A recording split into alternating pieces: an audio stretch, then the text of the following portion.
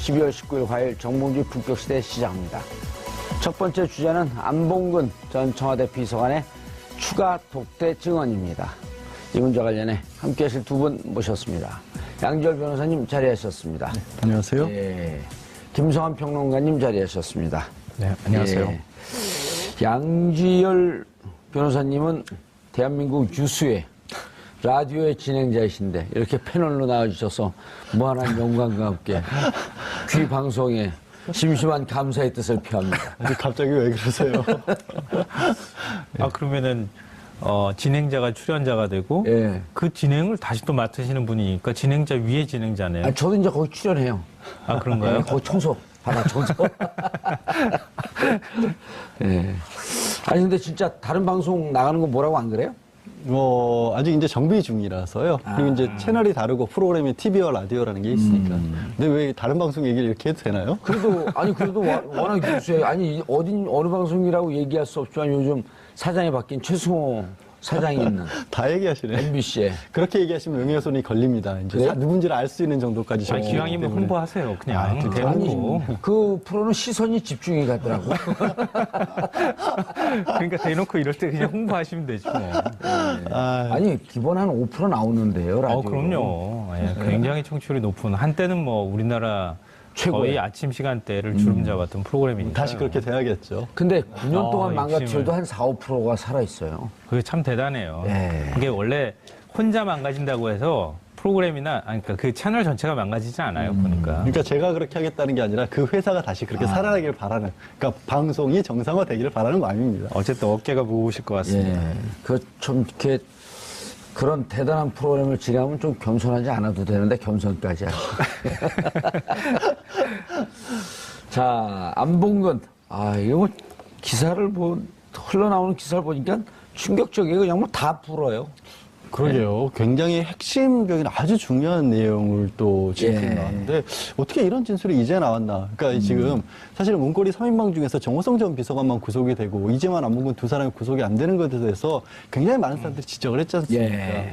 그만큼 중요한 사람들이었다라는 게 여기서 나온 거죠. 그러니까 본인들이 지금 이제 국정원 특활비 일부를 받은 거, 뭐 대신 전달을 했다고 하지만 그걸로 구속이 돼서 수사를 받는 와중이니까 아마 자신들도 중형을 피하기 어렵다. 플러스 그럴 거면 검찰에 대해서 수사라든가 이런 것도 좀 적극적으로 협조를 하자. 이런 자세로 바뀐 것 같아요. 근데 저는 좀 생각이 달라요. 예. 저는 마지못해 인정하고 있다 이렇게 생각해요.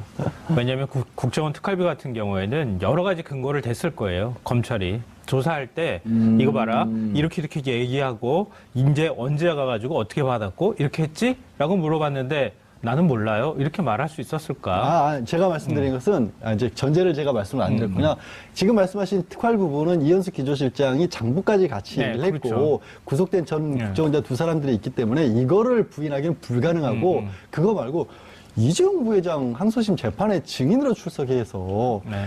굉장히 중요한 증언을 했지 않습니까? 아니, 그 그거는 말씀을 드린 맞는데 거예요. 그 말씀을. 그러니까 그것도 저는 부족하다고 그것도 생각하는 부족했어요. 거예요. 왜냐하면은 제일 지근거리에서 일종의 박근혜 전 대통령의 비서 역할처럼 그러니까 관저를 실제로 거기에서 뭐 예를 들어서 이제 우리 이제 집무동 같은 데서 일하는 사람들이 있을 거고 관저에서 일하는 사람으로 따지면은 지금 안봉근 전 비서관이잖아요. 그러면은 박 전 대통령의 일거수일투족을 제일 잘하는 사람이거든요. 그러니까 최순실이 몇 번 들락날락했었는지 도대체 그 중간에 비선 의료가 어떻게 이루어졌는지부터 시작해서 박근혜 전 대통령의 모든 것들을 다 알고 있는 사람이었을 거란 말이에요. 근데 그동안에 그런 부분에 대해서는 자세하게 얘기 안 했거든요. 예를 들어서 우리가 제일 많이 얘기했던 거, 세월호 이제 7시간 반 됐지만 세월호 7시간 반, 그때 뭐 했나? 물어봤을 때 안봉근 전 비서관이 그거 문서 받았다 그러잖아요. 거기 있으면서. 박 전 대통령이 거기서 만약에 들어누워서 성형수술 받고 있었다 그러면은 그 제일 잘하는 사람인데 그동안에 말 안 했잖아요. 그러니까 마지못해서 자기 이해관계에 따라서 조금 인정하고 불고 있다. 저는 훨씬 더 많은 거 알고 있다고 생각해요. 더 추궁해야 된다고 생각해요. 어떻게 생각하세요? 추궁해야 된다. 이거 좀 무서워지는데요, 왠지. 아니, 추궁해야죠. 그건 맞고요. 네, 예. 어느 정도까지는 일리가 있고. 그런데 이제 저는 궁금한 게 약 한 1년 동안 정호성 비서관이 구속돼 있을 때 이재만 안봉근은 두문불출하고 안봉근 이재만 두 비서관을 헌재에서 대통령과 관련된 좀 유리한 증언을 해줘라. 그럴 때 다 거부했잖아요. 안 나타났죠. 근데 이제 전 궁금한 게 이런 거예요. 1년 동안 피하면서, 언론에 피하면서 변호사들, 법조인들 만났고 대비는 하고 있었을까요? 그게 정말 궁금하더라고. 뭐 어느 정도까지는 했겠죠. 그런데 이게 본인들이 직접 어떤 행위를 했거나 예. 개입을 해서 뭔가를 꾸몄다기보다는 문고리라고 불렸지 않습니까? 사실 정호성 전 비서관 같은 경우에도 녹음 파일을 만들고 그거를 전달해줬던 역할을 했던 거지 직접 무슨 사업을 벌였거나 그런 건 아니거든요. 그 부분이 혹시 있다면 뭐 김성환 평론가 지적한 것처럼 더 많이 있다면 그거를 이제 음닉하기 위한 행동을 했을 수 있겠지만 그거 외에 국정농단 자체와 관련돼서는 알고 있는 건 많을지언정 가지고 있는 물증이 없다면 크게 걱정을 안 했을 겁니다. 예. 전 또 생각이 달라요. 예. 계속 다른, 오늘 많이 다르시네요. 똑같은 내용을 갖고 지금 둘이 싸우는 거예요. 왜냐면 이거 싸우는 게 아니고요. 해석이 좀 다르다는 얘기를 하는 건데요. 그러니까 문고리 3인방을 우리가 얘기하잖아요. 근데 문고리 3인방이 다 동등하지 않아요. 문고리 3인방에서도 서열이 1, 2, 3가 나눠져 있는 거예요. 고리도 위가 있고 옆이 있고 아래가 있게 했잖아요. 같은 그 문고리라고. 넘버 원은 네. 정호성이었던 거예요. 왜냐하면은 정호성은 최순실하고 얘기할 수 있는 상대였기 때문에. 정호성은 최순실의 얘기를 박근혜 전 대통령한테 전해주는 역할을 했잖아요. 그걸 잘 받아 적어야 했기 때문에 잘 받아 적어서 틀리지 않게 그대로 전달하고 의견을 받아서 다시 최순실한테 전달하고 중간에서 그걸 왔다 갔다 했을 정도의 사람이면 최순실과 박근혜 전 대통령 양쪽에서 그래도 제일 믿을만하고 얘기를 잘 말귀를 잘 알아듣고 그걸 잘 센스 있게 중간에서 전달하고 의사소통을 만들 만큼의 사람이 된다고 생각을 했던 거죠. 그러니까 넘버 원인 거고요. 안봉근 전 비서관의 경우에는 관저에서 관저식 기밀을 한 거잖아요. 그렇게 보면은 제가 볼 때는 넘버 3에 가까운 것 같고요. 이재만 전 비서관의 경우에는 그래도 돈을 움켜쥐고 있었잖아요. 돈 움켜쥔 그렇죠. 사람이 원래 힘이 세잖아요. 넘버 2. 이렇게 된 거죠. 그러니까 그 넘버 1, 2, 3에 따라서 자기의 행동이 달라진 건데 정호성 전 비서관은 녹취 파일이나 이런 게 우르륵 쏟아지고 난 다음에 대포폰 숨겨놨다가 예. 들키는 바람에 그래서 어쩔 수 없이 제일 먼저 들어갔는데 안봉근 이재만은 커뮤니케이션을 담당한 사람은 정호성이었고 그 다음에 자기는 허드렛 일을 한 거죠. 사실 굳이 따지자면. 그러니까 자기가 지시를 받고 그걸 같이 농단을 하는 과정에서 들어가 있지는 않았는데 거기서 종범에 해당이 되는 거잖아요. 일종의 말음처럼 역할을 한 것인데 나는 여기서 괜히 쓸데없이 여기서 개입을 하거나 아니면은 제가 뭐 알고 있어요. 우리가 손들면은 그러면은 바로 찍히는 거 아니에요? 그럼 더 물어봐. 더 해봐. 이렇게 나오면은 오히려 자기들한테 신변에 불리하다. 그래서 싹 하고 뒤로 싹 물러나와서 전 아무것도 한 게 없는데요. 이렇게 했을 거라고 보고요. 특검도 아마 여러 가지 그런 부분에 대해서 추궁을 했는데 그 정도 역할이라고 보고 두 사람에 대해서 일단 기소를 하지 않았다. 근데 나중에 뭐 결국 특활비 문제 때문에 지금 딱 걸려서 나왔지만 그런 거라고 저는 생각해요. 특활비 얘기로 좀 넘어가 보시죠. 아니, 매달 5천만 원에서 2억까지. 많이들도 받았어요. 그래갖고 이재만 비서관은 33억 원. 2013년서부터 13년 5월서부터 지난해 7월까지. 이 전 비서관은 33억 원, 안 전 비서관은 27억을 받은 것으로 파악이 되고 있는데 안봉근 전 비서관은 개인적으로 200만 원, 300만 원 했고 1,300만 원을 또 받았어요. 이거 죄질로 보면 어떻게 되는 건가 이게? 호가호위한 거죠.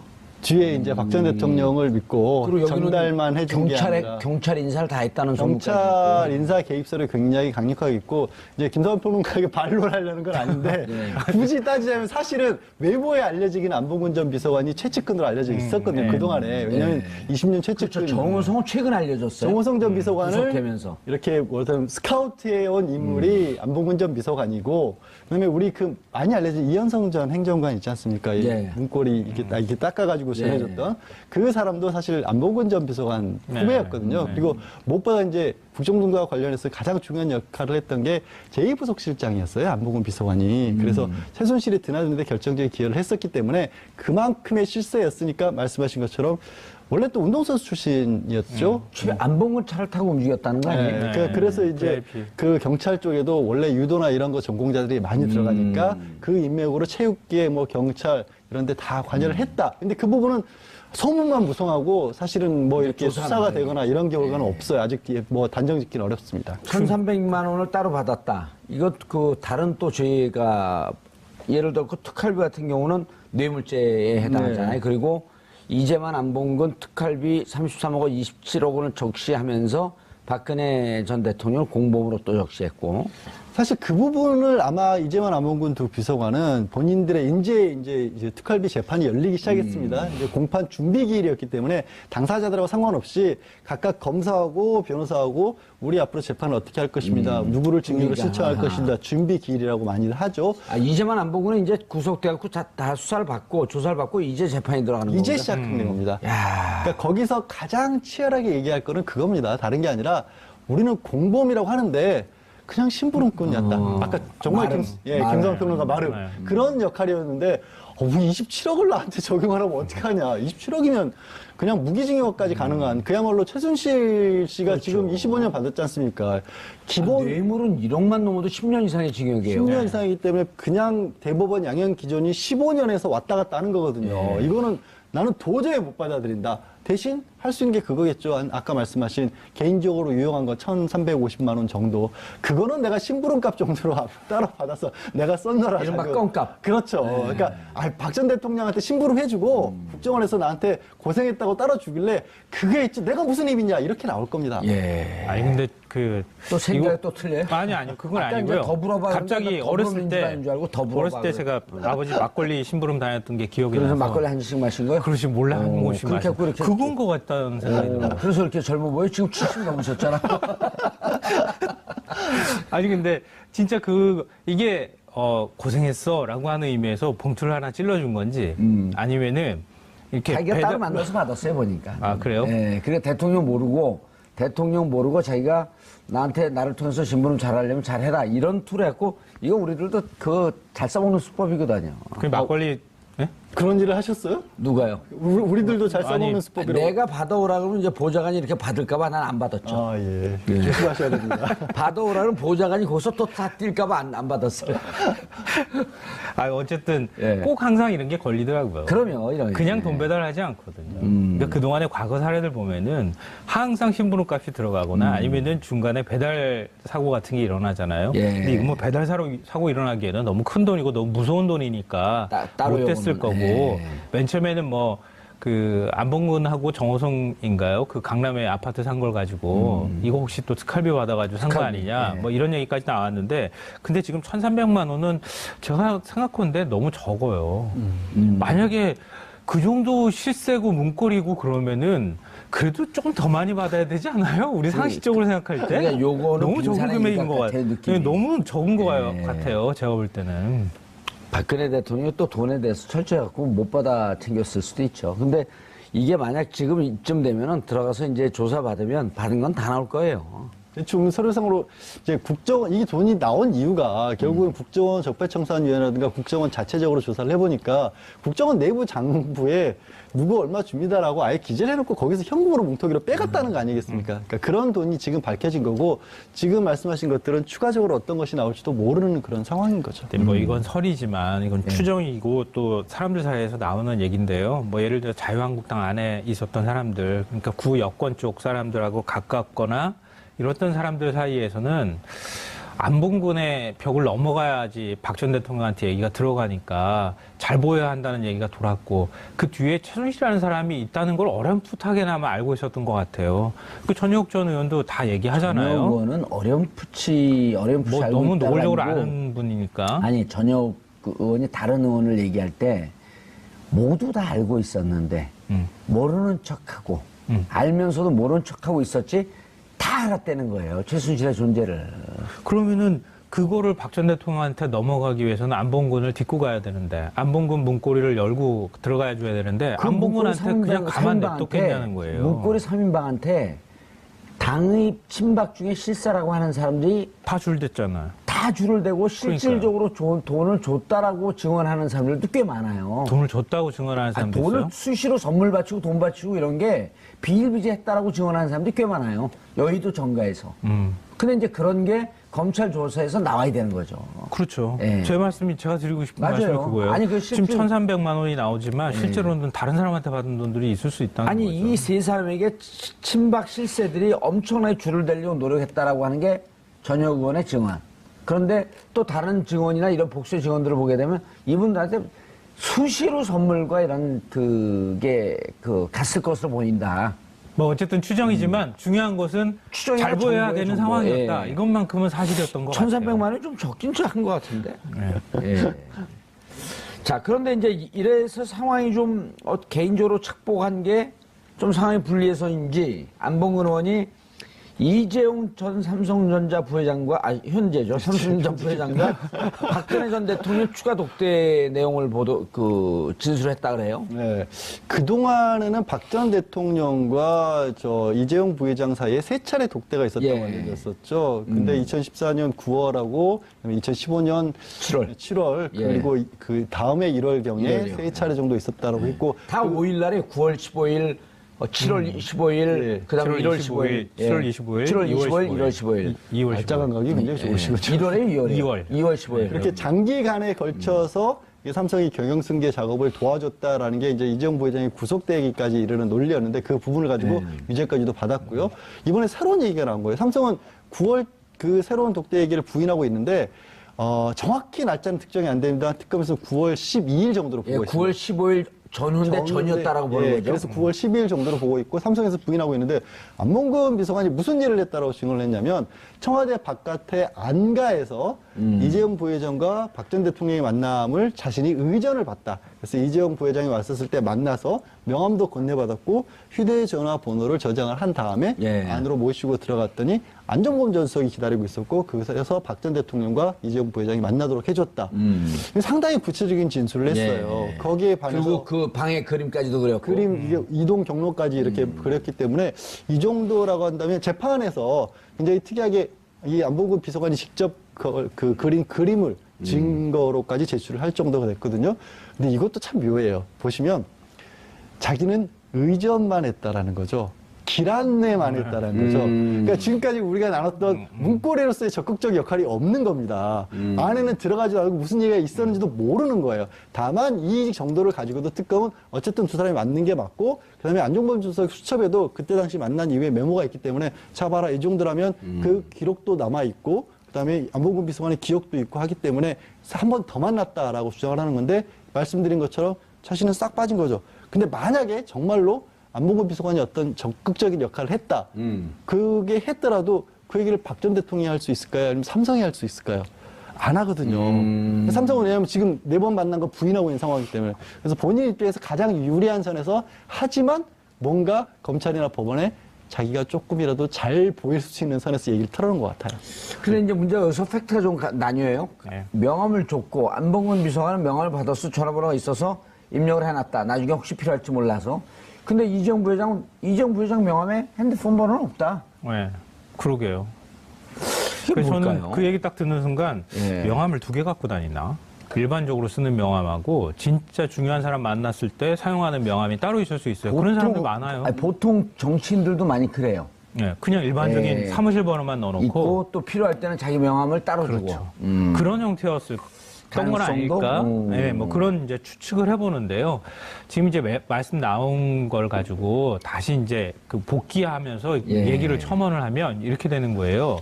이 만남이 추가로 드러난 만남이 왜 중요하냐면은 그동안에 삼성이 얘기하기로는 그러니까 이재용 부회장이 레이저 빡 맞고 박 전 대통령, 그러니까 여자한테 처음 혼났다고 하는 거. 아버지 빼고는 여자한테 혼나본 적이 이렇게 없다고 얘기를 했잖아요. 법정에서 진짜 진술을 한 게. 이게 언제였냐면은 2015년 7월 5일 독대였던 거예요. 박 전 대통령이 승마지원 왜 안 하냐고 질책했다는 거죠. 그러면 승마지원 왜 안 하냐고 질책했다 그러면 그 전 상황이 있어야 하는 거잖아요. 승마지원 좀 하시죠. 라고 말하는 상황이 있었어야 하는 거예요. 예. 근데 2014년 이 9월 15일이라고 하는 그 대구 창조경제혁신센터에서 만났을 때는 5분밖에 안 만났다는 예. 거예요. 그러니까 그런 걸 얘기할 계제가 없었다. 무슨 뭐 승마지원을 얘기하고 자식을 할 게 없는 건 만남이었다. 이게 삼성의 알리바이였단 말이에요. 근데 이 안봉근이 얘기하기로는 한 9월 10일경쯤에 15일 전에 한 며칠 전에 독대가 있었고 그때 승마 얘기가 만약에 나왔다고 한다면 특검이 얘기하는 것처럼 나왔다면은 아기가 딱 맞는 거예요, 이게. 그때 하시오 승마 지원 얘기 꺼내고 독대했다 그러면 그리고 그냥 창조경제 혁신센터에서는 그냥 스쳐 지나가듯이 잠깐 만난 거고 그리고 난 다음에 승마 지원 안 하니까 이듬해 9월에 불러가지고 팍 하고 질책하고 그리고 허겁지겁하면서 승마 지원을 시작하게 된 거죠. 그 이재용 부회장은 자기는 몰랐고 최지성 실장이나 이런 사람들이 다 그 다음에 알아서 했다고 얘기를 했던 건데 그런 알리바이나 논거가 한꺼번에 안봉근 말 때문에 우르르 다 무너질 수 있다는 거죠. 그러니까 그럼 9월 뇌물죄가 15일 날 성립될 가능성이 높아지는 거예요. 9월 15일 날 만나서 5분밖에 안 됐는데 무슨 승마 지원 얘기를 하느냐. 네, 그렇죠. 이렇게 이제 이재용 부회장이 빠져나갈 부인하고 있었는데 그 전에 한 번 더 만났다고 한다면 그렇죠. 이재용 부회장이 방어 논리가 완전히 무너진다. 네, 이재용 부회장이 승마 지시를 직접 한 정황이 그러니까 논리적인 게 맞춰지는 거죠. 왜냐하면 삼성 측이 그동안에 주장했던 거는 이재용 부회장은 최순실도 몰랐고 정밀화도 몰랐어요. 다 미전실에서 알아서 다 했던 거예요. 근데 2015년 그 7월 25일 날 그때 만났을 때는 이재용 부회장이 너무 허겁지겁 확 야단만 맞아가지고 와서 최지성 실장한테 왜 이렇게 야단을 치는 거예요? 그렇게 하니까 최지성 실장이 팍 눈치차고 난 다음에 최순실 지원은 최지성 실장이 주도하에 이루어진 일이다.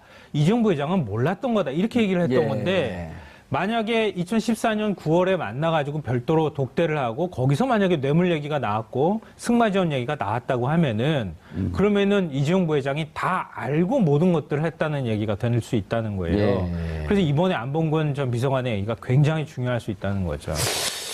양 변호사님, 시점이요. 시점이 저 말씀이 정확하게 맞을 수밖에 없는 게 그 중간 단계에서 박상진 삼성전자 그 사장이 승마와 관련한 지원에 관해서 얘기를 하면서 정유라 씨 임신과 출산 사실까지도 알고 있었다라는 이제 증언을 한 사람이 있었지 않습니까? 갑자기 제가 그 이름이 떠오르질 않는데 그때가 이제 2015년 봄이었거든요. 박원호 전무에게. 네, 박원호 전무. 박원호 승마협회 전무가 어떻게 저 사람이 저런 것까지 알고 있었느냐? 출산일이 지금 겨울쯤으로 아니에요. 그 출산일이 3월에서 6월 사이에요. 그러니까 그러면은 지금 이재용 부회장이나 아니면 삼성 측에서는 이렇게 생각할 수도 있었던 거죠. 2014년 9월에 이미 얘기를 받았지만 나중에 지원 계획을 사고 하다 보니까 정유라가 덜컥 그 말을 탈 수 없는 상태가 돼서 약간 방심하고 있었다가 이제 다 끝났는 줄 모르고 미처 챙기지를 못하고 있다가 7월에 딱 들어가서 이제 빨리 도와줄 계획해야지 왜 게으름 피우고 있느냐라는 식의 질책을 받았을 가능성이 있는 거죠. 그 시기는 이렇게 됐더라고요. 9월 15일 날 승마협회 맡아달라는 얘기를 들었고 그래서 그 이듬해 2015년 2월에 승마협회장을 삼성이 맡게 되죠. 그리고 그때부터 유야무야하고 있다가 보니까 이제 안민석 의원의 주장은 이거예요. 그때 왜 박근혜 대통령이 추가로 확인하지 않았냐 하면 정유라가 임신해서 애를 낳는 시기, 그러니까 학교 들어가자마자 바로 애를 낳거든요. 임신해갖고 애를 낳고 있는데 어떻게 말을 타냐. 그러니까 그때까지는 유보하고 있다가 7월에 다시 얘기할 때가 애를 낳고 3월인가 이때 낳았을 거예요. 3월 말인가 4월 초에. 애를 낳고 몸을 다 풀고 나서 말을 탈 수 있는 시기가 됐을 때 다시 박근혜 대통령이 만나자마자 왜 도우라 그러니까 열심히 안 돕냐 해갖고 쪼이탈 까니까 팔목을 비트니까 그때 놀랐고 그 다음 날이니까 그렇죠. 다다음 날 장충기 사장하고 회의를 해갖고 후닥닥 지원을 했다는 거 아니에요? 근데 그 얘기가 이렇게 보면은 요 스토리만 봐도 이재용 부회장 얘기 앞뒤가 안 맞는 게 한 5분 만났고 승마협회 맡아주세요. 그러니까 그 이듬해 2월에 덜커덕 맡아요?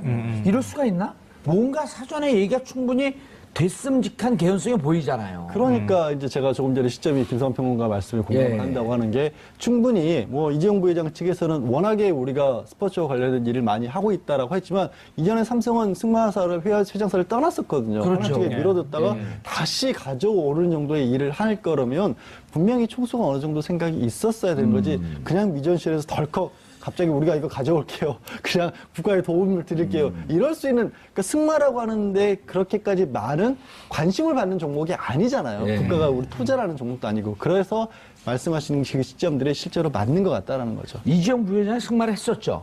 그 집안이 옛날에 좀 승마를 했었다고 좀 했던 하는데. 거예요. 승마를 했건데 이재용 부회장의 아들이 알레르기가 있대요. 아, 그래요? 그건 네. 처음 듣는 얘기인데. 기사는 나왔어요. 그 주진우 아. 기자가 취재를 했는데 아, 그래요? 말 알러지가 있었고 승마 옆에서 떠났다는 거예요. 말을 탈 수 없는 상황이 된 거예요. 굳이 의미가 없으니까 예. 내 아들도 못하는 말을 뭐하러.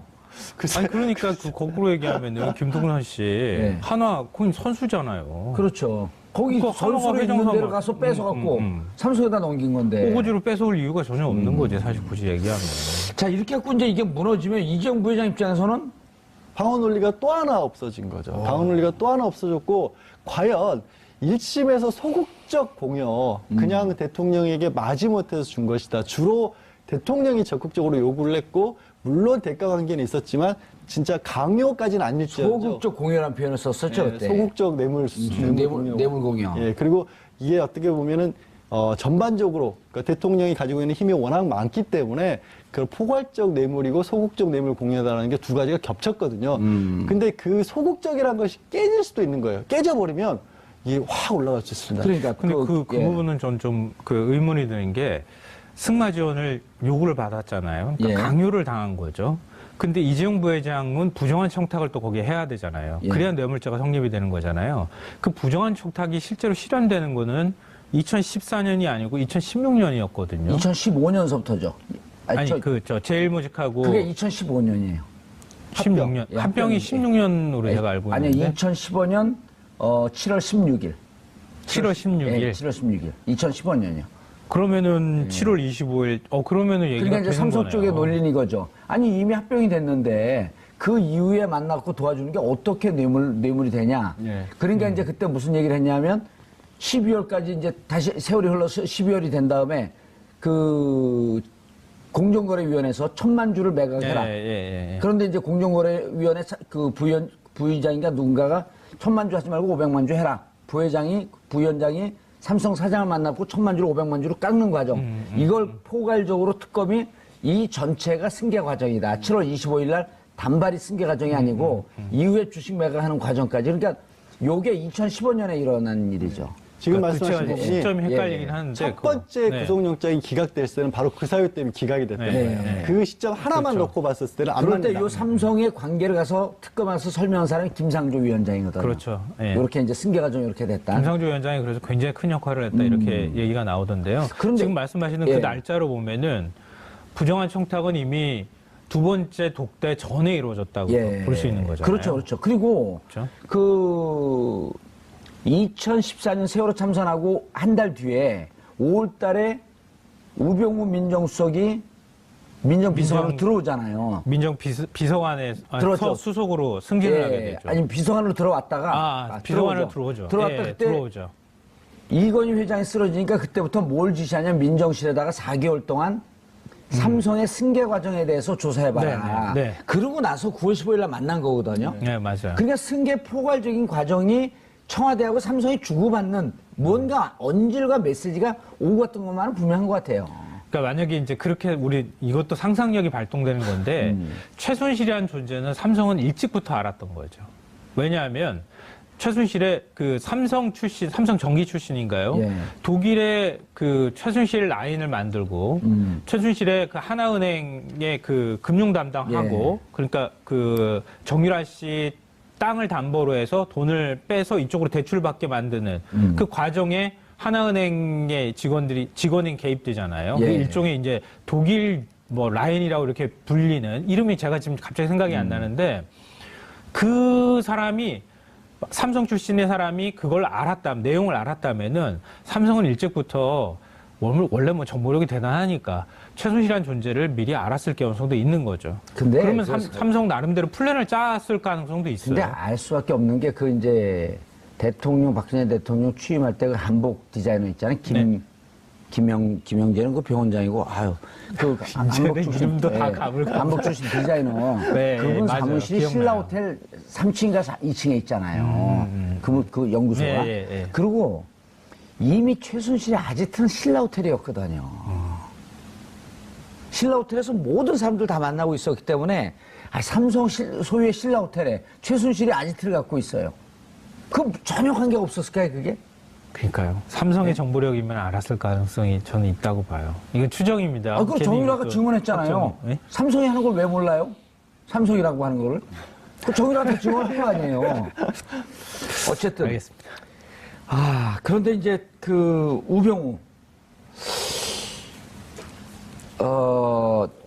문고리 3인방 중에서 안봉근 전 비서관 20년 신뢰관계인데 이렇게 독대했다라고 하는 증언, 이게 김성환 평론가는 마지못해서 한 것이다. 아니면 양지열 변호사님은 뭐 자기가 조금이라도 살려고. 그렇죠. 어떻게 보면은 둘 다 해당이 될 수도 있겠죠.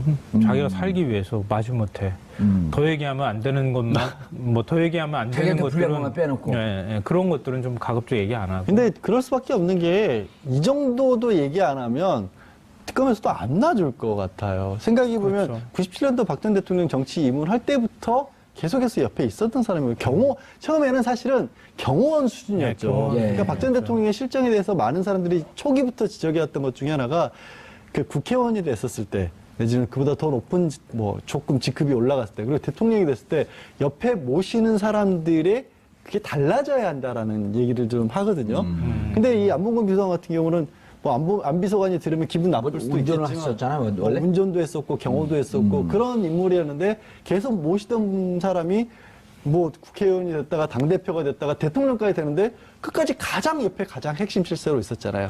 그게 이 실정의 원인 중에 하나다라고 지적하는 사람도 있어요. 근데 그 얘기는 뒤집으면 이 사람이 모르는 건 하나도 없다는 얘기가 될 수도 있는 거죠. 모든 걸 다 알고. 그러니까 그럼요. 지금 일부 증언에는 그런 얘기할 수가 박 전 대통령 만들기를 위해서 최순실이 스터디 그룹 만들어가지고 문고리 3인방에 불리는 사람들과 네. 당시에 박 대통령 주변에 있었던 사람들이 일주일에 한 번씩 만났다는 거 아닙니까? 십상시. 예. 이른바 십상시. 이른바 십상시. 그 사람들이 만났다는데 그것도 다 안봉근 비서관이 다 조직하고 기획했으면 뭐 여의도에 떠돌다른 많은 소문들의 실체도 확인해 줄 수 있는 사람은 결국 안봉근 비서관일 거예요. 근데 이런 사람이 아무 얘기도 안 한다?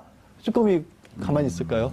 그럼 차라리 어느 정도 알겠습니다. 이제 안봉근한테 발전 한번 찍혔는데 또 우병우 수석이 구속되고 네. 과학계 블랙리스트 작성은 박근혜 대통령이 지시였었다? 이제 숙명을 받아들였으니까 살아야 되니까 그걸 극복하는 것도 내가 해야 될 몫이라고 얘기했잖아요. 네, 아주 이제 그치. 극복해야 되니까. 그러니까 이렇게 얘기하는데요. 저는 뭐 다른 데서도 그런 얘기를 했지만 저는 우병우 전 민정수석이 이번 국정농단 사태에 최순실 다음으로 책임이 큰 사람이라고 생각해요. 여전히. 그러니까 박근혜 전 대통령은 뭐 그럼 말할 것도 없는 거고요. 예. 그 주변에 있는 사람 중에서 책임 순서를 매기라 그러면은 최순실 다음에 우병우라고 생각하는데 왜 이렇게 말씀드리냐면은 우리나라 모든 정보 다 통제하고 추명호 국정원국장으로부터 최순실 관련된 첩보도 다 받았고 그리고 심지어는 정윤회 문건 파동도 겪었고 이렇게 했으면은 예전에 이제 그 최순실 사태 처음 터졌을 때 뭐 이른바 이제 우리나라의 정보 라인 쪽에 있는 분을 개인적으로 친분이 있어서 만났어요. 그분이 그러는 거예요. 저보고 최순실이라는 존재를 알았으면은 나 같으면 가가지고 다리 몽둥이를 분질러 버렸을 거라고. 왜? 시키지 않아도. 왜? 최순실이 국정농단을 한다는 사실을 알았다면 진짜 대통령 주변에서 진짜 충성하고 진짜 제대로 된 생각이 있는 사람이라면 최순실을 각 교통사고를 내든가 가가지고 입원을 하게 해서 농단 못하게 꽉꽉 묶어놨어야 한다. 그런 사람들 죽었어요, 다. 아니, 그건 너무 심하고요. 아니요, 그냥 그러니까 이유는 뭔지 모르겠는데 어쨌든 죽었어요. 주위에 그렇게까지는 죽어가는 사람 못하더라도 최소한 그런 짓을 못하게 막는 역할을 함께 하는 게 바로 우리 같은 사람이 해야 될 역할이다. 그러니까 이걸 뻔히 알고 있음에도 불구하고 그걸 내버려 두고 거기에서 자기 숟가락 얹고 살았다? 이거 진짜 부끄러워할 일이다. 이렇게 얘기를 하더라고요. 근데 오촌들은 다 살인 죽었는데. 그건 아직 아니, 죽은 것만 분명하죠. 누가 예. 죽였는지 모르겠는데 어쨌든 죽었어요. 예. 주위에서 그렇게 죽은 사람들이 많아요. 사고사로. 그러니까 그거는 이제 개인적으로 얽힌 문제 때문에 그렇다 쳐도 권력 주변에서 진짜 이 권력이 제대로 행사될 수 있도록 하는 역할들을 누군가 해야 된다면 좀 안 좋은 일이라도 그렇게 해서라도 막는 그런 역할을 했었어야 하는 거 아니냐 이런 안타까움에 그런 얘기를 한 거예요. 우병우 전 수석이요. 과학계 블랙리스트 갖고 지금 이미 2심에서 김기춘 전 실장은 7년 구형을 받았고 1심에서는 2년 6개월인가 실형을 받았죠. 실형 받았죠. 조윤선만 1년에 2월 집행유예 나왔고 조윤선은 6년 구형. 근데 둘 다 업무상 한 일이고 대통령이 지시다라고 하면서 대통령 책임으로 밀었음에도 불구하고 7년 6년 이렇게 나왔단 말이에요. 우병우가 이거 대통령이 지시한 사항이다. 라고 하면서 빠져나가려고 하고 있거든요. 우전석도 블랙리스트와 관련해서는 아예 빠져나가지는 못하더라도 크게 처벌받을 가능성은 저는 그렇게 높지 않다라고 봐요. 그래요? 본인이 이석숙 특별감찰관을 사찰한 부분들 그게 같은 크죠. 경우에는 그거는 큰데 왜 그러냐면 김성환 평론가께서 말씀하신 부분이 맞아요. 맞는데 저는 우병우 전 수석이나 김기춘 전 비서실장 같은 사람들과 최순실 씨의 관계가 적대적 공생관계에 가까웠다고 봐요. 그러니까 서로 존재는 알고 있었지만 저 사람을 건드릴 필요가 없다 내지는 저기까지 건드리는 것은 그야말로 영린을 건드리는 거기 때문에 눈을 감았다. 다만 그 최순실이 하는 일에 적극적으로 개입을 하지 않았다. 그랬기 때문에 사실 김기춘 전 비서실장이나 우병우 전 수석이 정치적인 어떤 책임 같은 걸 굉장히 어마어마하게 크다고 볼 수 있지만 이게 형사처벌의 가치 이 맞추기가 부분이 상당히 많지가 않은 거예요. 고작해야 블랙리스트 같은 경우는 이제 정보 라인에 있었고 총 책임자였기 때문에 김기춘 전 실장 같은 경우에는 그래서 이제 직권남용 같은 것들의 적용이 가능한 거였던 것 뿐이지 우병우 전 수석도 그래서 마찬가지예요. 그러니까 사람들은 비겁하다고 가지고 우 전 수석이 아니 난 밑에서 올라온 거 받아서 전해주고 위에서 내려온 거 전달했을 뿐이다. 저는 우병우 수석이 비겁하다고 생각하지 않아요. 비열하다고 생각해요. 하여튼 비열하다고 하는데 그 말이 사실 100% 틀린 말은 아니라는 거예요. 그러니까 뭐냐면 가장 적극적인 역할을 했다는 게 고작해야 K와 미르가 처음 문제가 됐었을 때 의견서 써주면서 최순실만 직접적으로 나오지 않으면 괜찮습니다. 한 얘기는 뭐냐면 그때까지도 다 알고 있지만 최순실에 대해서만큼은 내가 함부로 못 건드린다는 게 거기서 그냥 드러났던 거라고 저는 봐요. 저 한 말씀 드려도 되죠? 마지막으로. 아니 마지막 아니에요. 또 물어볼 거예요. 아 그래요? 20세기 최고의 사회학자 한나 아렌트라고 하는 사람이 있죠. 악의 평범성을 얘기했어요. 악의 평범성. 그게 어디서 나온 얘기냐면요. 히틀러가 이른바 이제 유태인 청소, 홀로코스트를 얘기하면서 수백만 명의 유태인 죽일 때 엄청나게 많은 사람이 관여했어요. 전부 다 한결같이 다 시켜서 했어요라고 말했어요. 도대체 왜 이런 광기에 휩싸였고 아니 한두 명도 아니고 왜 이렇게 수백만 명까지 죽일 수 있었는가. 그 밑에서 일한 사람들은 도대체 뭔가. 이거에 대해서 굉장히 많은 사회학자하고 심리학자들이 연구했어요. 그들의 한결같은 대답은 한결같은 연구 결과는 뭐였냐면요. 몇 명이라도 아닙니다 하고 나왔으면 주변 사람한테 영향 미치고 그렇게까지 많이 죽이지는 못했을 거다. 근데 그들은 모두 다 물론 이제 정신적으로 여러 가지 이제 문제도 있었겠지만 그들이 다 한결되게 생각한 어떤 논리나 이런 근거들은 시켜서 나는 죄의식이 없다는 생각이었다는 거예요. 그래서 악인은 따로 있는 게 아니에요. 선한 사람하고 악한 사람은 따로 있는 게 아니라 어디 전기 고문하라고 시키면 전기 스위치 누르라 그러면 아무도 그거에 대해서 죄책감 못 끼는 거랑 똑같아요. 그러니까 그렇기 때문에 우병우 민정수석이나 이런 사람들을 그 대통령으로서 또 국정농단의 한 주체로서 아주 무겁게 저는 처벌해야 한다고 생각해요. 그렇게 해야 다시는 시켜서 했어요라는 말을 하는 사람이 우리 사회에 안 나올 거라고 생각해요. 어제 저건 어떻게 보셨어요? 다스를 왜 나한테 물어봅니까? 그분은 시켜서 한 분도 아닌데, 네, 그렇더라고요. 자기가 한 일인데, 꼭 남이 한 것처럼 자꾸 얘기하시더라고요. 유체이탈화법. 그러니까 전 잘 이해가 안 돼요. 그럼 다스 얘기를 누구한테 물어봐요? 이제 다스는 이명밖에 아니니까 다스 차명 소유자들 좋아하겠죠? 차명 소유자, 그렇죠. 네, 그렇죠. 이상훈 씨랑 권모. 차명? 그럼 김재정 씨는 돌아가신 분이고, 어차피. 부인이 또 한 20% 정도 갖고 있고. 근데 부인은 지분 갖고 있지만 이미 그 2대 주주 지위로, 1대 주주에서 2대 주주로 지위가 떨어진 거고. 그렇죠. 이상훈 씨도 이제 나이가 많이 드신 분이고. 아들 이동영 씨 같은 경우에는 지금 회사에서 밀려났고. 그러면은. 안원구 전 대구청장이 그 다스 지분 3% 사자고 플란다스의 개. 그거 얘기하시더라고요. 펀딩을 저도 했잖아요. 뵀어요. 15억 다 150억 다 모였어요. 아, 정말요? 네.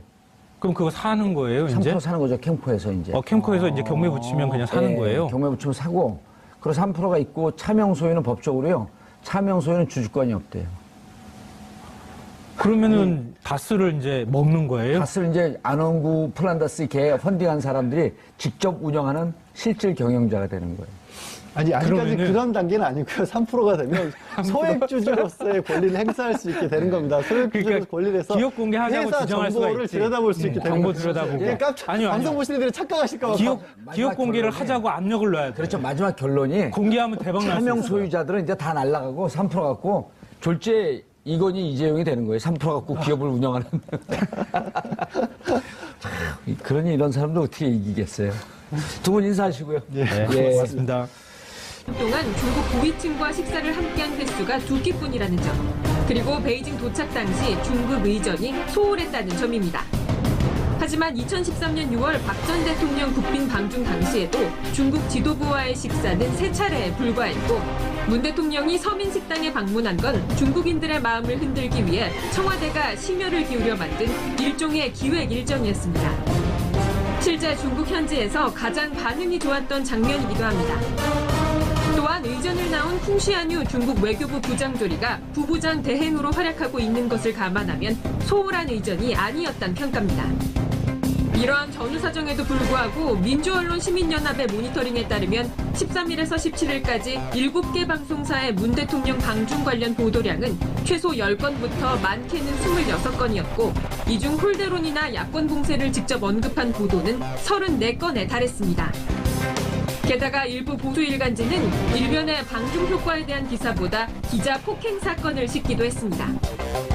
박근혜 정부에서 최악이 된 중국 관계를 정상화하는 시점에서 여론을 집어삼킨 홀대론. 그 실체와 속내는 무엇인지 이야기 나눠봅니다.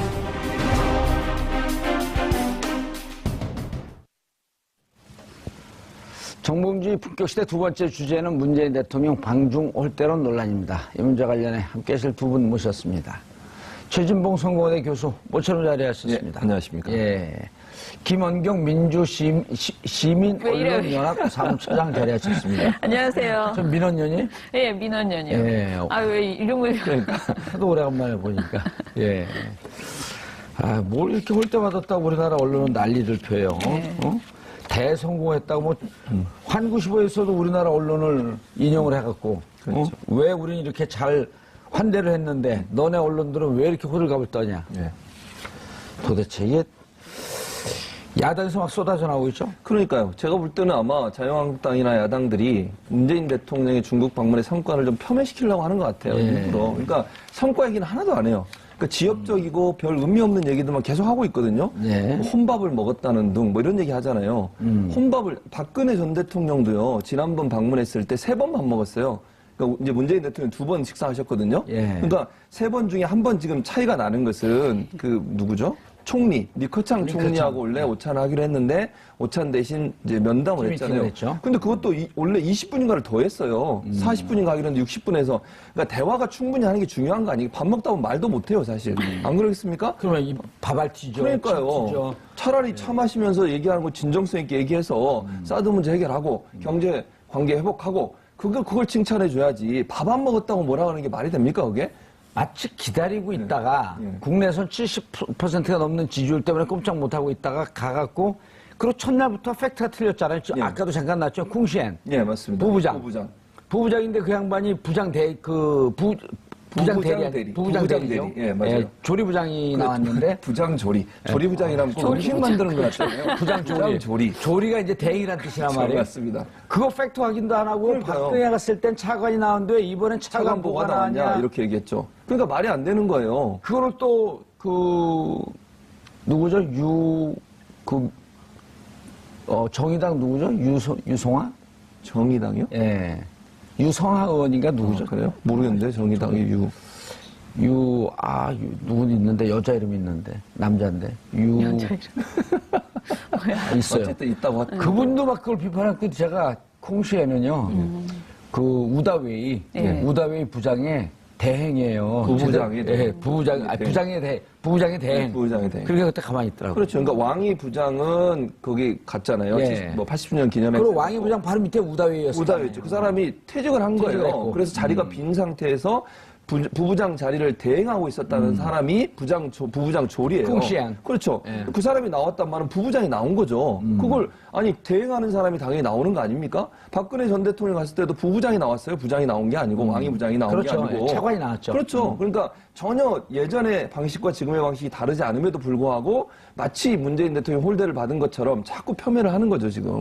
근데 지금 그런 식의 여론은 사실 충분히 예상되었던 거죠. 왜냐하면 보수 언론들이 그동안 계속 대통령과 관련된 이야기 나올 때 특히 진보는 중국을 좋아한다라는 개념, 그리고 특히 민주당이 중국을 좋아한다, 그리고 중국을 좋아하는 사람들은 또 반미다라는 개념으로 계속 몰고 가고 있었거든요. 오, 그동안 그랬어요? 쭉, 그동안 쭉 그 프레임이 있었는데 방중이 예상됐을 때 당연히 정말 따라다니면서 이런 식의 뭔가 트집 잡기 보도가 있을 것이고 거기서 환영을 받으면 환영을 받는 대로 또 어떤 배가 아픈 거죠. 그런 식의 개념이 계속 나올 것이라고 예상이 됐는데 실제 보도를 보면은 아무리 그래도 좀 너무 조잡한 내용 가지고 계속 문제를 지적하고 있다. 진짜 굵직굵직한 내용을 가지고 홀대론이라고 말하면 모르겠는데 지금 말씀하신 것처럼 굉장히 작고 사소한 문제 가지고 계속 이야기를 하잖아요. 그래서 이런 것들은 굉장히 우리 보수 언론이 프레임은 이미 그대로 가지고 가지만은 내용에 있어서 굉장히 부족하고 허접했다라는 생각이 저는 원래 들었어요. 부족하고 허접해요. 그 수준에 딱 그렇습니다. 맞는 거예요. 네네. 원래 조잡한 걸 갖고 물고 늘어져요. 굵직굵직한 걸 잘 몰라요. 그렇죠. 예. 예. 그랬습니다. 아무튼. 예. 근데 이번에 이제 갔다 와서 그러고 또 이제 원래는 언론이 지난번에 홍준표 대표도 자기 입으로 그 얘기를 했거든요. 대통령이 해외 순방 중이기 때문에 대통령에 대한 비판은 자제하겠다. 그렇습니다. 그게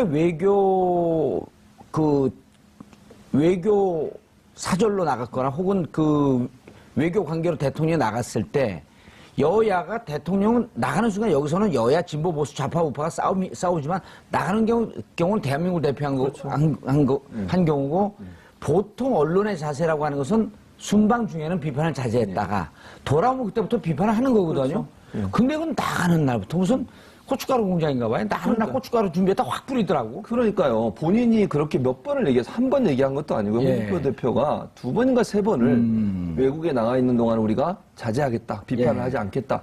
이래놓고 본인이 일본 가가지고 아베 앞에서 그런 태도를 보였지 않습니까? 문재인 의자도 낮은 의자에 앉았어요. 그러니까 의자도 낮은 의자에 앉았어요. 그 아베 고개 숙인 거 지금- 보셨어요? 고개? 인사한 거.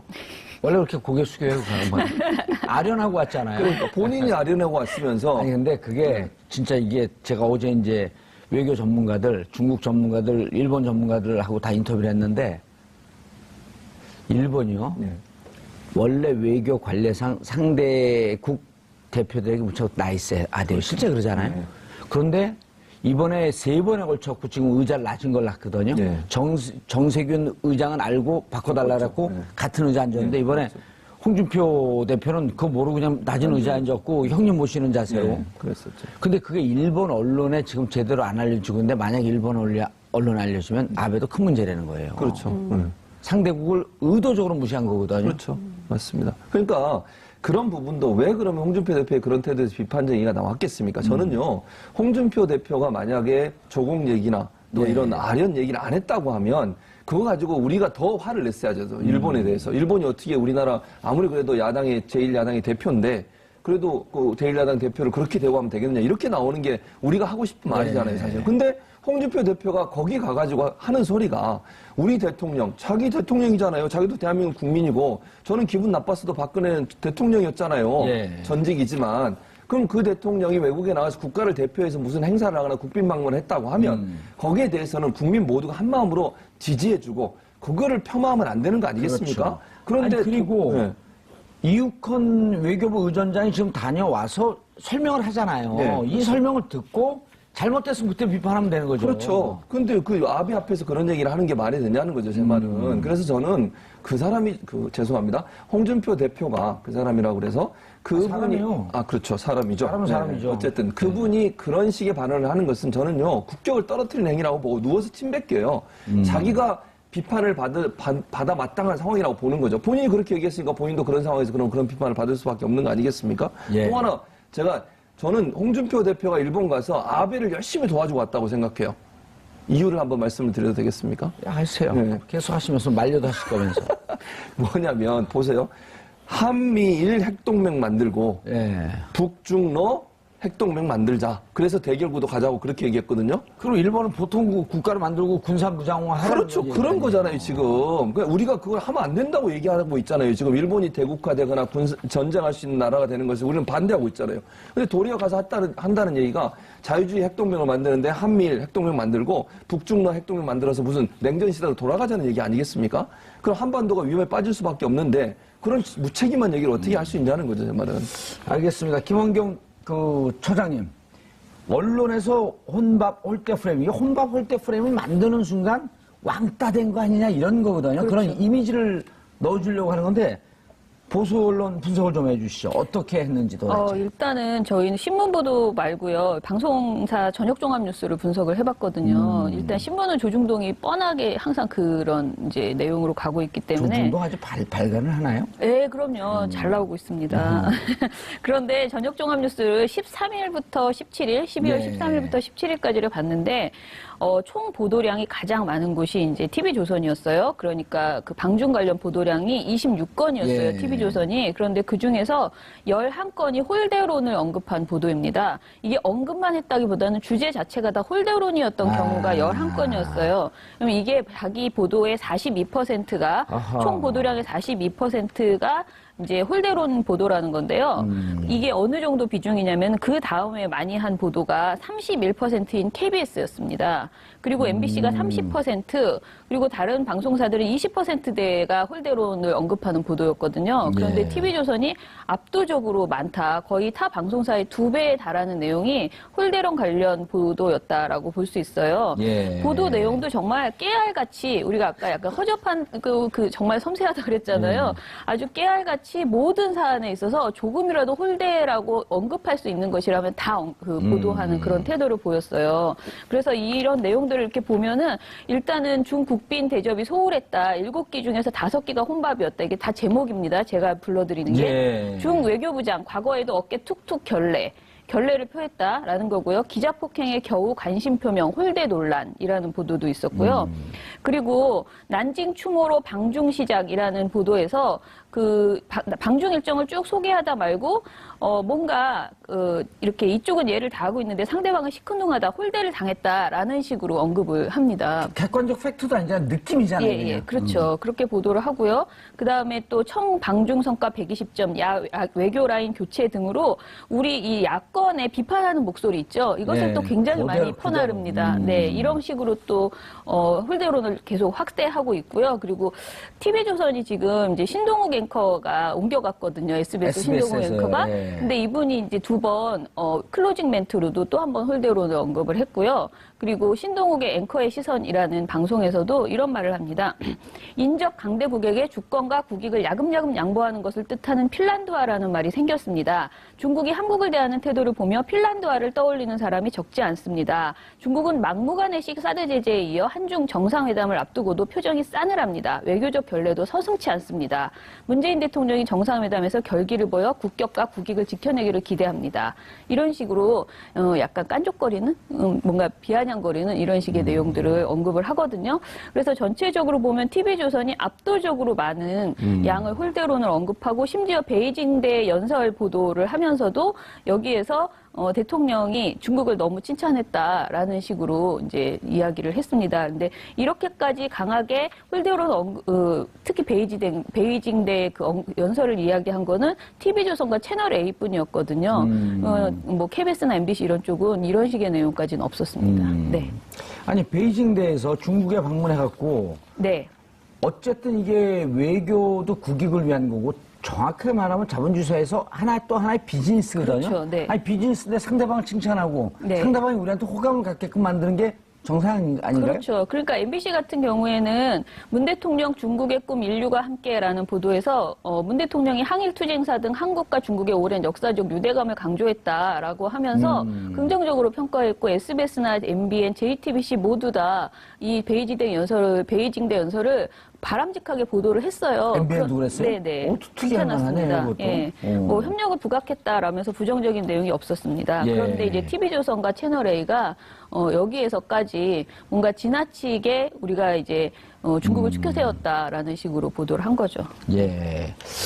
어쨌든 언론이 이렇게 호들갑을 떠는 것과는 달리 보수 언론이 예. 정상적이고 아주 차분하게 일정 수할 때 한 거 아니에요. 그렇죠. 문재인 대통령께서. 예, 그래서. 종국적으로 없을 것이라고 예측했던 양국 공동성명도 끌어냈고. 예, 그랬죠. 예. 그런 차원에서 본다면 문재인 대통령이 잘하신 거죠, 사실은. 야당은 왜 자꾸만 나가 있는데 저렇게. 왜냐면 사실 이제 거의 뭐라 이렇게까지 표현하면 좀 싫어할 수 있는 멸절 상태 아니겠습니까? 야당이요? 예. 그 정도는 아직 멸절 안 아닌가요? 됐어요. 그런가요? 어쨌든 상당히 어려운 상황이다 보니까 문재인 대통령 인기가 점점 올라가고 있고 현 정부의 청와대가 여러 가지 하는 일에서 지지를 박수를 받는 상황이니까 계속 70%를 유지하고 그러니까요. 있으니까. 이런 상황에서 본인들이 반전을 하려고 하다 보니까 예. 꼬투리 잡을 게 없는 거예요. 그러니까 이런 지역적이고 사실 본질과 관계없는 내용들을 중요한 이슈로 부각시켜서 이거를 국민들이 더 관심을 갖도록 만드는 거잖아요. 예. 그러면서 방중 성과는 전혀 보도를 안 해요. 지금 김홍인 처장 얘기하셨지만 방중 성과에 우리가 얻어낸 것은 전혀 보도도 안 하면서 이런 무슨 뭐 싸우는 문제라든지 예. 이런 문제를 계속 얘기하는 것은 결국 문재인 대통령의 방중 성과를 깎아내리고 본인들이 뭔가 정부에서 비판적인 입장을 내세우는 것을 강하게 밀어붙여서 본인들이 주도권을 쥐는 그런 양상으로 가려는 시도를 하고 있는 게 아닌가 하는 생각이 듭니다. 그런데 베트남에서 만나갖고 한중 정상이 만나서 예. 올해 계획에도 없었던 국빈 방문을 성사시킨 거 아니에요, 둘 다? 그렇죠. 그냥 양국의 필요에 의해서. 예. 근데 아베는 계속 만나자 그래도 안 만나줬단 예, 말이에요. 그렇죠. 그런데 제가 가만히 이렇게 말씀을 드리다 생각을 해보니까 예. 그 홍준표 대표가 일본 가갖고 아베 수상한테 머리 조아린 게 이유가 있었던 것 같아요. 축구를 너무 잘 이겨서 미안하다. 아, 그것 4대 때문에. 1로. 아, 그렇군요. 도쿄 대첩에서 우리가 대패시켜서 미안하다. 앞으로는 지겠다. 웃어야 되는 거예요? 이 상황에서 웃어야지 어떻게 하겠습니까? 이게 뭐 홍준표 대표를 좀 비판하고 싶은데 비판 내용 생각이 안 나고. 아니요, 그런데 자, 어쨌든 야당이 이렇게 비판하고 싶은 심정이 있는데 네. 지금 사드 문제 때문에 한반도에서 가장 위기가 고조되고 있고 그다음에 중국의 사드 경제 보복 때문에 우리나라 기업이 어려움을 겪고 있는데 자신들 지지하고 있는 그 대기업들이거든요. 네네. 그럼 대기업들을 위해서라도 한중 간의 문제가 좀 풀리도록 좀 도와야 되는 거 아니에요? 보수 정당이? 그래야 되는데. 자신들 지지자들 그렇죠. 지금 어려움을 처하고 있는데. 근데 지금 그렇게 큰 그림을 그리는 정치를 하는 지금 상황이 아닌 것 같아요. 코너에 몰려서. 그렇지 않나요? 그렇죠. 원에 지구당 위원장이가 이거 교체하고 유해식 교체하고 그런 거 보니까 뭐 난리가 아니더만요. 네, 진짜 뭐 본인들의 지금 그 정권, 예. 그 작은 정권을 지키는 것 이외에는 별 관심이 없다 보니까 그런 것 같아요. 네. 언론이 이전에 이제 2014년 9월이죠? 14년, 2013년 6월이네요. 예, 네. 2015년 전승절 기념식 때 9월에 네. 박근혜 대통령이 중국 방문했을 때 그때 이른바 이제 언론들이 박비호 청구를 불러대거든요. 네, 예. 그것도 한번 좀 소개시켜 주시죠. 지금 아이엠 피터라는 1인 미디어께서 이제 예. 기사를 쓰신 걸 보니까 굉장히 잘 비교를 했던데요. 박근혜 전 아이엠 대통령. 피터가 그 제주도에 살고 계신 분인데. 네네. 예. 박근혜 대통령이 2013년 중국을 방문했던 당시에 일면 보도와 이번에 2017년 12월 이번에 그 지면 보도를 보면서 얼마나 보도들이 특히 일면의 사진과 제목들이 얼마나 그러니까 완전히 다른가, 편파적이라기보다는 너무나 대조적이라는 거죠. 일단 조선일보 같은 경우에 박근혜 씨와 시진핑 주석이 마주보면서 선물 교환을 하는 아주 아름다운 사진을 배치를 했었는데 당시에 2013년에 예. 이번에는 문재인 대통령이 서명식을 마치고 떠나는 사진을 배치를 해서 마치 문 대통령과 시 주석 사이가 매우 좋지 않은 것 같은 인상을 주더라. 마치 헤어지는 듯한 이미지. 네. 뭐 한국일보 같은 경우에도 2013년에는 박근혜 씨와 시진핑 주석이 악수하는 사진을 배치했는데 이번에는 중국인 경호원에 폭행당한 한국 기자의 사진을 일면에 배치를 했더라. 이런 식의 내용입니다. 그래서 예. 전반적으로 굉장히 그때 당시에는 뭐 거의 찬양 일색의 보도를 했다면 이번에는 찬양은커녕 계속 깎아내리기 위한 그런 굉장히 왜곡된 프레임이 많이 담겨 있었다라는 그런 지금 비교를 많이 해놓으셨네요. 예. 네. 최진봉 교수님. 예. 이번에 이제 아침에 혼자 김정수 여사와 함께 식당 가갖고 서민식을 먹은 걸 갖고 좀 중국에서는 난리가 났거든요. 그렇죠. 난리가 났어요. 14억 인구와 함께 식사했다. 예. 중국에서는 볼 수 없었던 장면이다. 그래서 대통령 세트가 나오고. 네, 맞습니다. 대통령 세트 먹으러 한번 갈까요, 우리도? 그래야 될 것 같은데요. 네. 네. 돈은 그쪽에서 내시죠. 알겠습니다. 불가능하겠군요. 그런데 예. 그러면서 이제 그때 문재인 대통령께서 떠나기 전에 중국인들과 이렇게 감성 터치할 수 있는 기획을 좀 한번 해봐라. 예. 그래서 이제 준비됐다는 거거든요. 맞습니다. 4차례나 현장을 방문하면서. 예. 그런데 예. 오바마 대통령이 베트남을 방문했을 때 쌀국수 먹은 먹었죠. 거는 서민행보라고 칭찬하고 그랬었죠. 문재인 대통령이 가서 한 거는 혼밥이라고. 왕따 혼밥이라고. 네, 그렇게 얘기했죠. 네. 그거 어떻게 봐야 돼, 이거를? 그러니까 너무나 그러니까 우리가 상식적으로 봐도 얼마나 이 보수 언론들, 특히 정편이나 보수 언론들이 편파적이냐는 거 볼 수 있는 명확한 증거예요. 오바마 대통령이 7,000원짜리 이제 쌀국수 먹었거든요, 베트남 가서. 예. 그거는 얼마나 칭찬을, 입이 마르도록 칭찬을 했어요. 우리도 저런 대통령이 있었으면 좋겠다, 이런 식으로. 있잖아요, 이제. 그러니까 있잖아요. 그랬더 했는데 그걸 가지고 또 비판을 하지 않습니까? 아, 이번에도 쌀국수를 드실 걸 그랬네. 아, 그래서 그렇나요? 중국에 쌀국수가 없어서 그랬군요. 그 꽈배기를 드셔가지고. 짜장면이라도. 위에 꽈배기를 찍어 드셨거든요. 네. 근데 이제 중국 사람들은 이게 너무 놀라운 거예요. 놀라운 일이죠. 왜냐하면 중국에서는 완전 권위주의잖아요. 공산주의 정권이기 때문에. 근데 대통령이란 분이 와서 직접 서민들과 함께 식사하고 뭐 사진 찍고요. 뭐 이런 SNS에 올리고 아까 말씀하신 것처럼 그 식당은 엄청난 대박이 났다는 대박이 거예요. 났어요. 네. 네. 제가 볼 때는 중국 사람뿐만 아니라 우리 한국 분들도 여행 가면 다 한 번씩 가보지 않겠어요, 이제? 문재인 대통령이 앉았던 자리. 없어지겠죠, 그때는. 그런가요? 빌딩을 짓겠죠, 돈 벌고.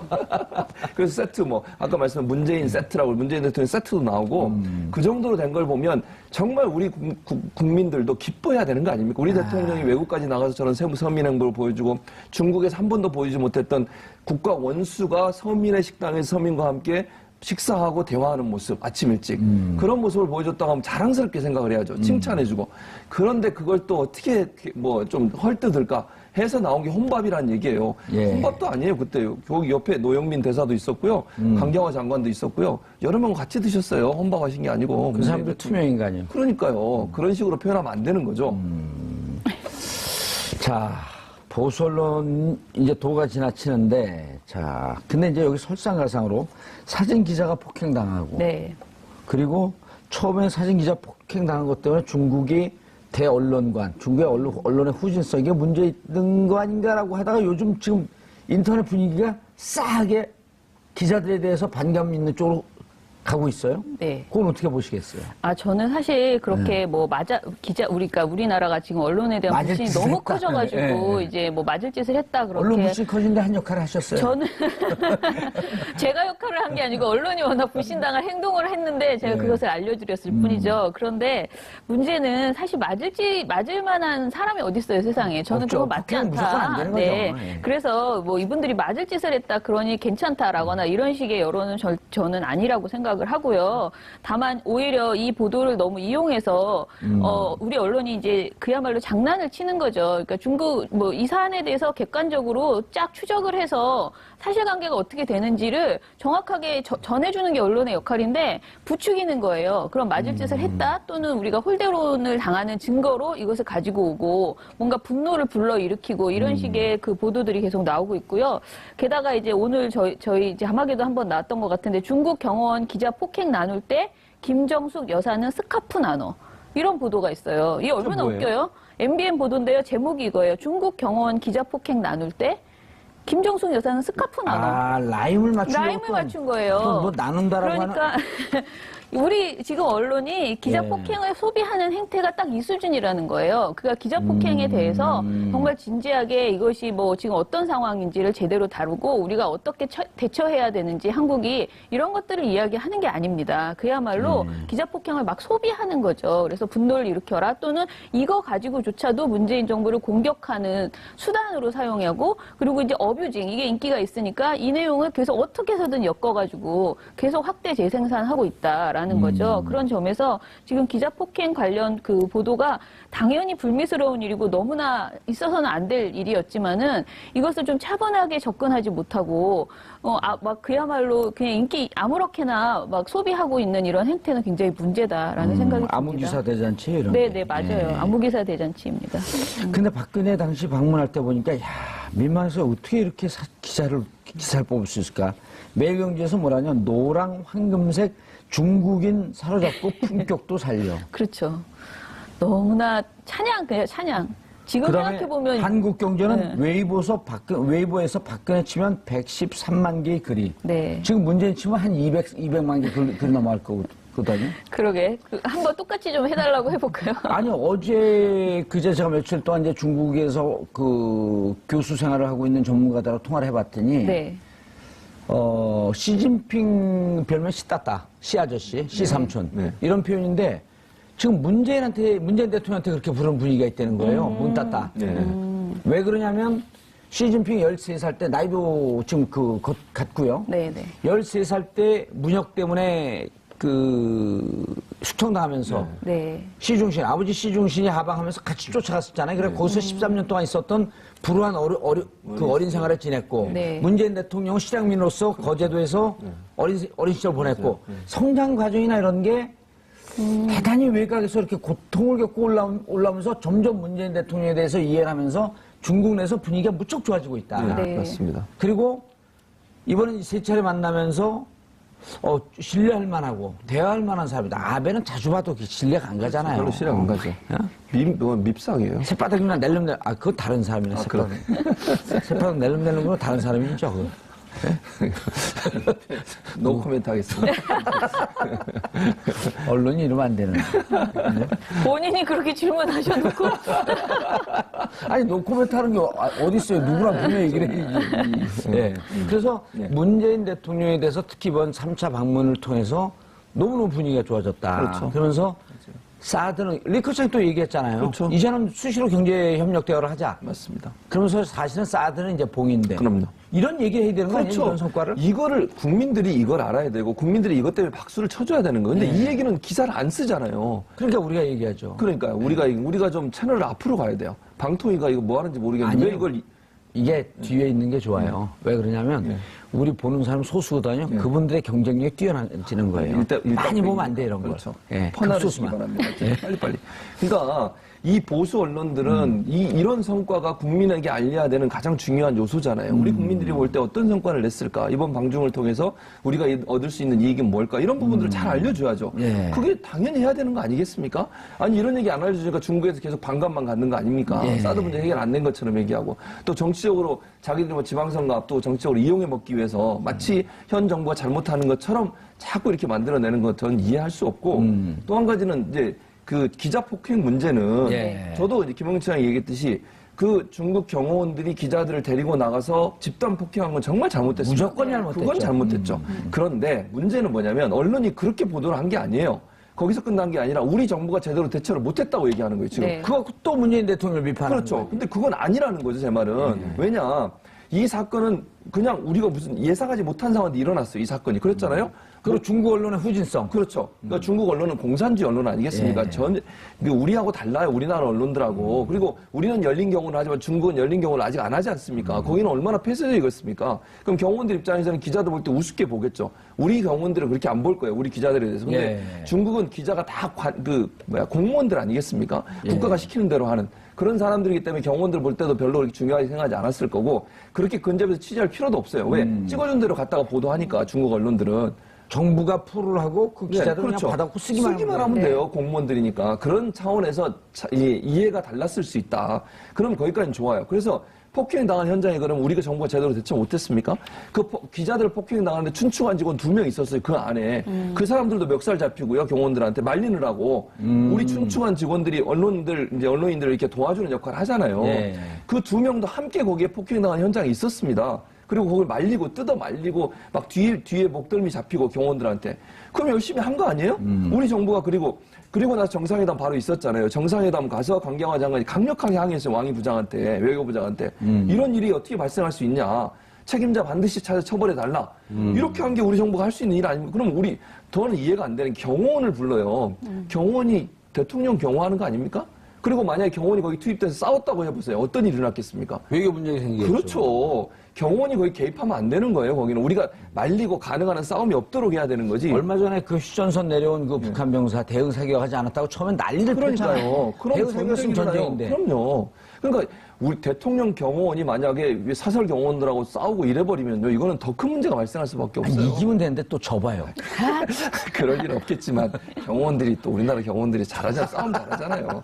그럴 일은 없는데 어쨌든 별거 아닌 것 같고 목숨 그런 식으로 보도를 한다는 거죠, 제 말은. 그러니까 우리 정부는 정말 제대로 저는 했다고 봐요. 예. 대처를. 그런데 제대로. 대처를 제대로 못한 것처럼 자꾸 보도를 하니까 우리 정부가 마치 그 폭행 사건을 제대로 처리하지 않는 것처럼 그런 프레임이 더 씌워져서 예. 부정적인 이미지가 생긴다고 볼 수 있습니다. 김초양님, 네. 이 부분에 대해서는 이제 중국 언론까지 홀대에 대해서, 네. 그다음에 언론 폭행 뭐 이런 등등에 대해서는 잘못했다고 하지만 왜 이렇게 우리가 환대를 했고 양국이 정상화되려고 이렇게 노력하는데 너네 언론 도대체 왜 이러냐고 하면서 중국 언론까지 이렇게 발끈하고 나섰거든요. 예, 그러니까 중국 언론에서 지금 굉장히 아까 한국시보에서 세게 말씀하신 얘기했죠? 것처럼 굉장히 이번 방중이 굉장히 정말 성과가. 성과가 좋았다라고 계속 본인들을 생각하고 본인들을 환대를 했는데 왜 한국 언론은 이렇게 하고 있는지 이해할 수 없다라는 그런 태도를 보이고 있고요. 그리고 올해 사상과 50인을 발표하면서 문 대통령을 전 정부의 부패 스캔들로 국민의 신뢰를 다시 쌓아야 하는 문제에 사드로 인해 중국과의 관계는 경제적, 외교적으로 얼어붙은 상태다라고 하면서 굉장히 제가 다른 이야기를 한 것 같네. 그죠? 다른 얘기예요. 세계적으로 이제 문재인 대통령의 방중 네, 우호적 잠깐만요. 평가에 대한 기사였죠, 그거는. 예. 잠깐만요. 예. 죄송합니다. 어디 갔지? 없어졌나? 자국의 골문에 자책골을 넣은 맞아. 것과 다름없다라고 맞아요. 했단 말이에요. 그 환구시보가. 네, 네. 그럼 이제 그런 걸 보면은 환구시보 입장에서는 환구시보도 이제 중국 관영 매체인데 그렇죠. 네.